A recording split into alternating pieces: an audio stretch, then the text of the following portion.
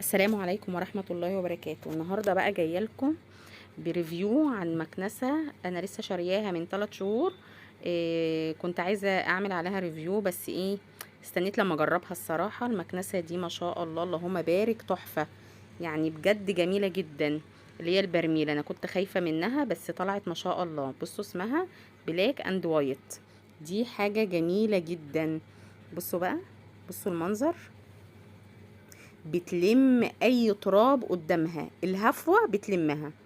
يعني انا ما كنتش متخيله ان هي بالجمال ده. وهنا اللي زي الطاقيه دي بيتحط فيها الماتور، علشان الماتور دي بقى الميزه الجميله اللي فيها. بصوا، وبره، شعر، تراب ناعم، لما بلاوي.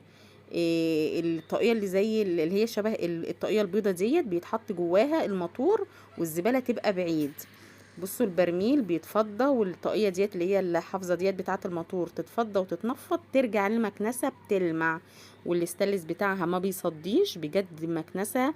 يعني انا بنصح اي حد بيفكر يجدد او يجيب مكنسه جديده ببيته، المكنسه دي تحفه بجد بجد بجد، ما شاء الله اللهم بارك.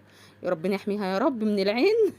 جميله جدا، وسعرها يعني حنين على قد الايد. انا مش فاكره بالظبط هي كانت بكام، لاني جايباها من 3 شهور او ازيد. عشان كده حبيت ان انا اقول لكم عليها. يعني انا لما بحب استخدم حاجه كويسه بحب اعرف كل حد.